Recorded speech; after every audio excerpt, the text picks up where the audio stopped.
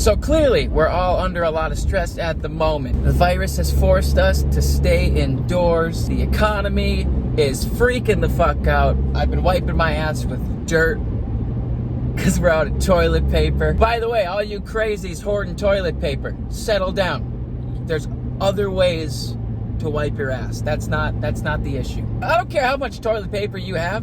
Miss Rona is still gonna come a-knocking. However, fortunately for you, Internet, I've done the minimal amount of research possible in an attempt to help us all alleviate the existential angst we're feeling. Let's jump in. All right, the first thing you gotta do to get through this shit show, you gotta start exercising. I know what you're thinking. Fuck you, blonde dude. And that's a reasonable response. Before this whole pandemic began, the biggest thing everyone always said was, I just don't have the time. Well, hello? Listen, I'm not saying become an ultra marathoner or a bodybuilder. Maybe going for a walk with your fucking obese dog that's dying because you haven't walked him in 6 years. Maybe just take him for a walk. Plus, it'll get you some fresh air. Also, maybe some push-ups, maybe some pull-ups if you're feeling ambitious. Instead of just jerking off all day, get that heart rate going, get those endorphins flowing. Which leads me to step 2, jerk off.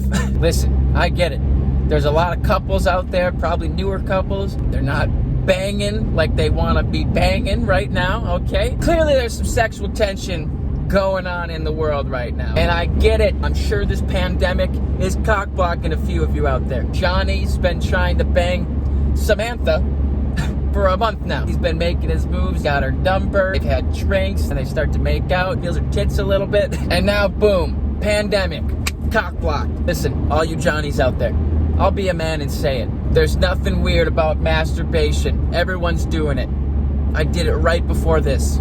Grab your lube or your lotion or your sandpaper, whatever you're into that day, and you'll get through it. Don't be a dummy and have Jennifer, whatever her name was, don't let Tamika come over, okay? She's gonna kill you and your family. Like I said, grab your sandpaper.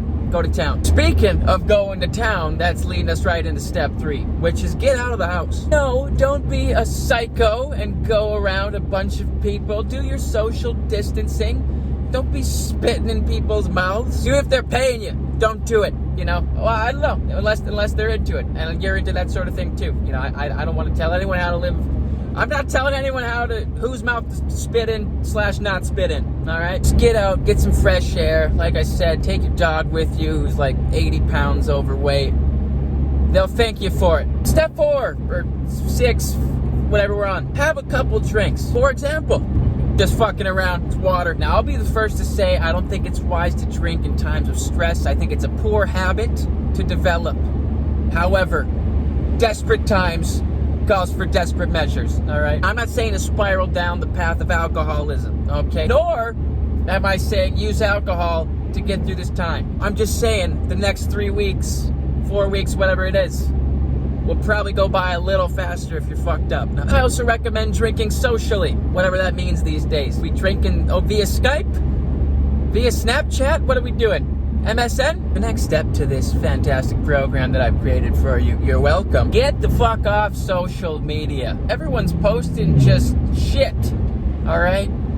Just dog shit. I'm seeing like 2 things. Either like the Chinese government it created this as a bioweapon. If anything conspiratorial right now, just say fuck off to you, okay? There's too much information and too much misinformation right now for us to handle that shit. You understand me? Need a couple drinks right now, my God. We already know that too much social media is not good for us. We all know that now. Get off your phone, quit stalking everyone, get outside, ride a bike. You don't know how to ride a bike yet? Learn how to ride a bike. And finally, my last piece of advice for you is do something creative. Knit that sweater you've always wanted to knit. Make that pie you've always wanted to eat. Like I said, we've all got some free time. We can all finally learn stuff. You know, we're not learning things anymore.